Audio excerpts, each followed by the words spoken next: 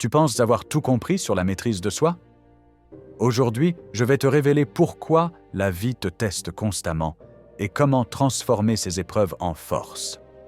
Ce n'est pas une simple motivation, c'est un enseignement millénaire que les maîtres Shaolin transmettent depuis des générations et qui pourrait changer ta perception de toi-même pour toujours. Peu importe à quel point tu penses bien vivre ta vie, ce que tu as apporté au monde, il y aura toujours quelque chose ou quelqu'un, il y aura une force naturelle qui te testera constamment. Si tu es capable de rester droit, de rester ferme, de continuer à pratiquer même quand tu ressens que c'est vraiment injuste, tu peux rêver de gravir l'Everest. Rêver, c'est l'esprit. Expérimenter, c'est quand l'esprit fusionne avec le corps qui commence à monter cette colline en vivant l'expérience, pas seulement en rêvant. Tu as montré qu'il y a quelque chose à quoi tu peux vraiment t'engager pendant 14 ans. Et maintenant vient la plus grande maîtrise. Maintenant, continue cette attitude et étends-la à tous les autres domaines qui t'attendent encore. Que ce soit les arts martiaux ou non, que ce soit comme si nous entrions dans une nouvelle vie de famille, consacre ton énergie, consacre ton attitude, consacre ta loyauté à faire de cette famille la meilleure possible.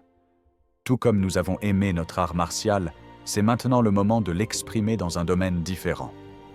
Le titre de maître n'est pas la fin, c'est le commencement. Tout est question de maîtrise de soi. Ne cherche pas un maître à l'extérieur pour le mettre sur un piédestal, le prier et le traiter comme un gourou en pensant qu'il est meilleur que toi. Si cela te motive pour donner le meilleur de toi-même, c'est bien. Mais c'est là l'essence. Utilise cette vie qui t'est offerte pour te maîtriser toi-même. La maîtrise de soi, tu dois devenir ton propre maître. Nous sommes tous des maîtres. C'est juste que parfois, ce maître dort, ce maître est paresseux, ce maître est contrarié. Oui, trouve un moyen de faire ressortir le meilleur maître en toi. Ce premier grand pas est de rester d'abord avec une chose pendant assez longtemps pour construire la fondation. Cela signifie aussi que tu as déjà grandi personnellement durant cette période. Ce qui veut dire que les possibilités qui s'ouvrent maintenant à ta vie deviennent aussi plus distrayantes. Et parmi toutes ces distractions, quelle importance accordes-tu encore à ce type d'attitude qui t'a mené à la maîtrise en premier lieu? Dans quelle mesure peux-tu encore garder cela dans ta vie? L'étape suivante est de trouver une harmonie entre tout cela. Trouver l'harmonie et te rappeler ce moment où tu étais vraiment dévoué à une chose, mais maintenant sachant qu'il y a tellement de distractions différentes, de possibilités pour toi, ne te perds pas en elles. Ressaisis-toi, rappelle-toi qu'il y avait quelque chose, une partie de ta vie qui t'a toujours donné une base solide et une stabilité. Je ne dis pas de ne pas faire la fête. Je dis simplement, va faire la fête. Et avant cela, au moins entraîne-toi. Oui, souviens-toi de ton entraînement et pourquoi tu as commencé. La chose la plus réelle et ce qui a rendu les choses faciles pour moi, c'est simplement de m'en tenir à la vérité. Tiens-toi simplement à la vérité basée sur ce que tu as vécu. Si ce type de partage avec le monde les aide, alors parfois cela sonne simplement sage, mais ce n'est pas de la sagesse. C'est juste de l'expérience. La vérité te libérera. La vérité te libérera. Peu importe qui, peu importe à quel point je peux paraître parfait parfois, j'ai eu mes moments sombres dans le passé et j'ai fait des erreurs. Tu dois nettoyer cela. Tu dois nettoyer ton passé parce que s'il reste des débris, n'importe quel type de poids qui persiste dans ta vie, tu ne peux pas avancer de manière claire et nette.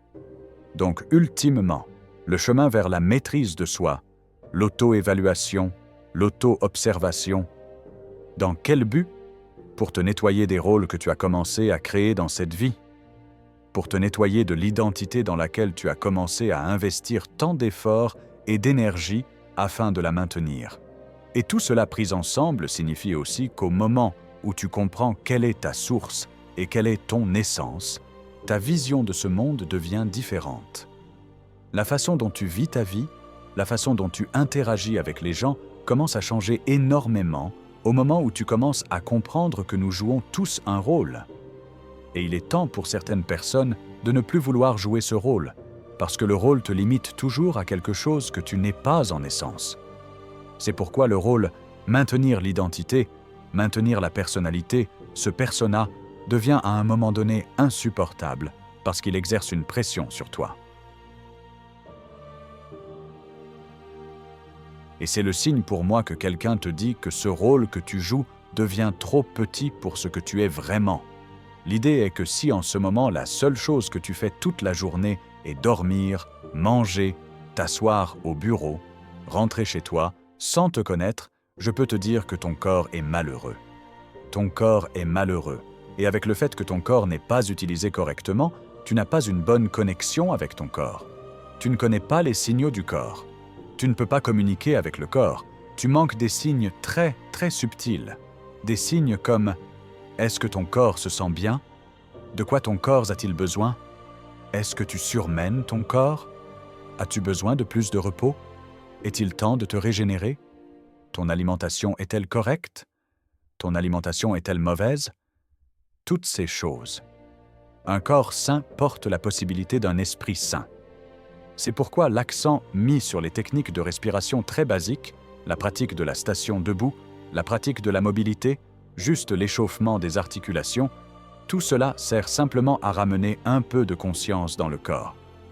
Inspirez, expirez. Ainsi, à un moment donné, le souffle et le corps commencent à bouger en harmonie. Et c'est là que dans le domaine des arts martiaux, nous parlons du fait que lorsque ce type de connexion commence à se produire, l'énergie, le souffle et le corps commencent à travailler ensemble. Quoi que ton corps fasse, il ne le fait pas superficiellement, il le fait aussi rempli de l'énergie appropriée. Donc, maintenant, l'aspect utile de la respiration est aussi que nous sommes capables de connecter notre esprit à la respiration. Ce qui signifie ultimement que là où est le souffle, là est ton esprit. Là où tu places l'esprit, là où tu places l'attention, c'est là que va l'énergie. Je place mon attention ailleurs. Mon énergie va ailleurs. Et c'est la raison pour laquelle, quand je suis assise ici, quand je suis physiquement ici, mon énergie est aussi ici. Parce que sinon, si tu es physiquement assise ici mais que ton attention est ailleurs, c'est une coquille vide. Et ça se ressent différemment. Et si je traverse la ville, je sais quand je marche, quand je parle, je sais que je parle. Quand je fais un mouvement, je sais que je fais le mouvement. Quand je travaille, je travaille. Quand je dors, je dors. Quand je mange. Tu fais les choses en harmonie. Tu fais les choses comme une seule unité. Tu ne t'assieds pas ici en pensant aux vacances. Puis tu pars en vacances, mais tu penses au travail. C'est le type de conflit que tu vois, parce que tu as trop de domaines désalignés dans ta vie. Donc maintenant, précédemment, j'ai essayé d'expliquer un peu cette idée générale de l'approche. Simplifie ta vie. Plus tu vois les choses de ta vie comme séparées, plus il est compliqué de tout gérer. Et cela peut être exprimé et vraiment entraîné et ressenti simplement par l'inspiration et l'expiration. À un moment donné, tu sens même vraiment que l'esprit commence aussi à arriver dans le moment présent. Pourquoi est-ce si important ? Parce que beaucoup de stress est aussi lié au fait que tu es assis ici, mais que l'esprit s'attarde sur quelque chose du passé, ou ton corps est ici, mais l'esprit saute vers les inquiétudes du futur. Donc déjà une grande partie de la réduction de ton stress consiste à rester davantage dans le moment présent. C'est déjà une façon de s'intégrer. La deuxième chose est, supposons que tu ne fasses pas ces mouvements. Néanmoins, c'est une pratique de toujours t'observer et de te prendre directement lorsque l'esprit commence à créer sa prochaine illusion pour te faire souffrir. Que tu marches dans les rues de Paris et que tu commences à ressasser quelque chose, demande-toi en quoi cela change-t-il quelque chose pour toi de ressasser maintenant quelque chose qui s'est déjà produit. As-tu une influence là-dessus ou non ? Donc la régulation des émotions est un aspect très important dans cette ligne. Il y a des gens qui ont beaucoup d'impact, quelle que soit la source. C'est vraiment beaucoup, mais ils peuvent d'une manière ou d'une autre encore maintenir, mais c'est la pression. Ils maintiennent encore et fonctionnent avec la pression sur eux. C'est un type de personne. Mais il y a aussi d'autres personnes qui craquent au premier défi, qui n'ont aucun type de résilience. Donc, tout d'abord, la question est, quel type d'être es-tu ? Quand je pense à moi-même, j'ai des journées très stressantes, et grâce à mon éducation et à mon entraînement, je suis simplement capable d'endurer longtemps et de rester sous pression. Mon problème est qu'à un moment donné, même moi, j'ai besoin d'une soupape. Mais je suis capable de laisser les choses s'accumuler, s'accumuler, s'accumuler. Donc, il y a des aspects positifs. Il y a aussi des aspects négatifs. Mais en général, vivre cette vie n'est pas facile. Donc ça commence par ce fait. Ce n'est pas que tu naisses et que tu puisses maintenant t'attendre à ce que tout s'incline devant toi et te donne une belle vie. Non, d'une certaine manière, du moins c'est mon observation, à un moment donné, parfois tu dois aussi exprimer la volonté de sacrifier quelque chose de toi pour obtenir ce que tu veux.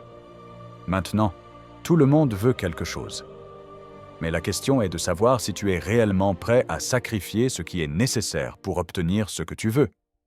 Et de la même manière, il en va maintenant de la capacité de prendre la charge de travail, de prendre la pression, de prendre les critiques, de prendre les conflits. Donc, quelque part, la capacité à te réguler dans un monde qui essaie de te plier. C'est ce que c'est. Il n'arrivera jamais que tu traverses cette vie et que tout le monde s'incline devant toi. Ça n'arrivera pas. Peu importe à quel point tu penses bien vivre ta vie, ce que tu as apporté au monde, il y aura toujours quelque chose ou quelqu'un. Il y aura une force naturelle qui te testera toujours. Si tu es capable de rester droit, de rester ferme, de vraiment pratiquer même si tu ressens que c'est maintenant vraiment injuste. Oui, intérieurement, tu ressens que je ne mérite pas vraiment cette conversation en ce moment. Et pourtant, tu recevras tout. Mais c'est exactement ça. Que ferait la majorité des gens aujourd'hui? C'est injuste. Devenir en colère et boum, s'exprimer de la même façon. Tu l'as vu. Tout le monde l'a fait. Ce n'est jamais la solution. Ça ne l'a jamais été. Ça ne le sera jamais. Alors quelle était la voie? Il y avait des luttes que nos parents devaient affronter. Certaines luttes, ils ont commencé à les transcender et à les surmonter.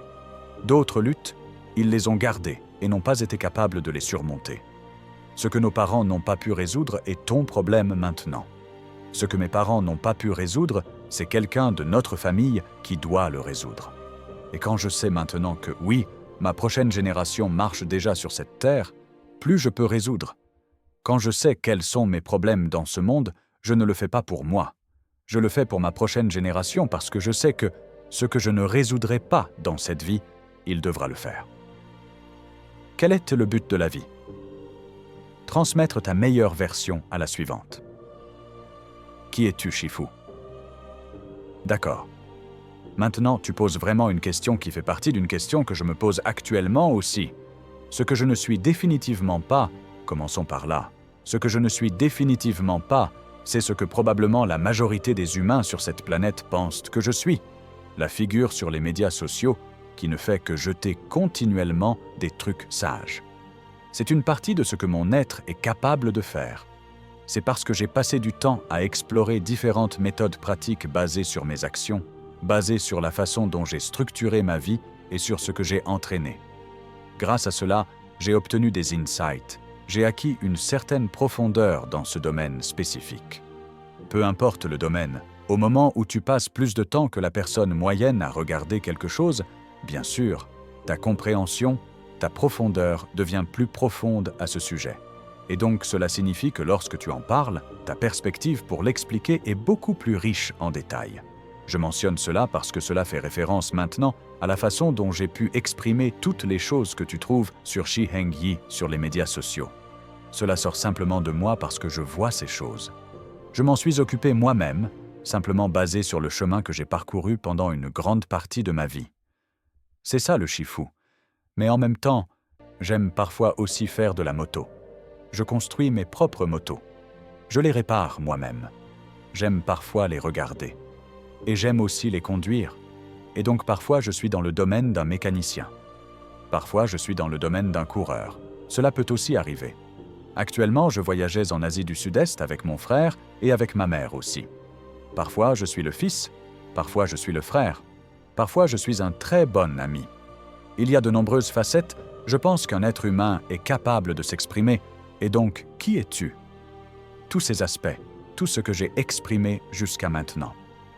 Mais à la fin, je ne sais pas quelle est la compréhension du public. Mais je pense que chacun, pas seulement moi, est un ensemble de potentiel. Et c'est à toi de décider maintenant. Tant que tu as dans cette vie ce corps, Ce véhicule, d'une certaine manière, c'est à toi de décider.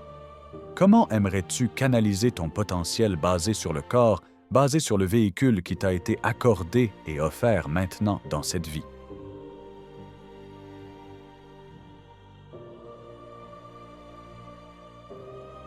Et c'est alors à nouveau comment, pour moi, j'ai dit que c'est précieux. Nos corps sont précieux, quoi qu'il se passe pendant ce temps dans le monde, que nous sommes tous énergie. Oui, aucun doute à ce sujet. D'accord. Mais j'ai toujours le corps pour le moment. C'est ce que j'ai. C'est ce qui me porte le long de la route. Et parce que je pense qu'il y a une relation très très étroite entre la santé de l'esprit et la santé du corps, c'est pourquoi dans cette approche que j'essaie de partager depuis de nombreuses années, le message est « Prends bien soin de ton corps, car c'est ton entrée dans toutes les possibilités que cette vie peut t'offrir. » Maintenant, tu peux rêver de gravir l'Everest. Rêver, c'est l'esprit. Expérimenter, c'est quand l'esprit fusionne avec le corps. Nous commençons à monter cette colline, en vivant l'expérience. Pas seulement en rêvant, en y pensant, en la visualisant. Non, en l'expérimentant. Et l'expérience, je pense que c'est une question de matière. C'est une question de savoir à quel point ton corps est capable. Si ces enseignements ont résonné en toi, abonne-toi maintenant et active les notifications pour ne manquer aucun de nos prochains enseignements. Laisse un commentaire avec le mot « maîtrise » si tu as reconnu des schémas dont tu dois te libérer. Et rappelle-toi, ce n'est pas ce que tu possèdes qui te définit, mais qui tu deviens à travers les défis que la vie te présente.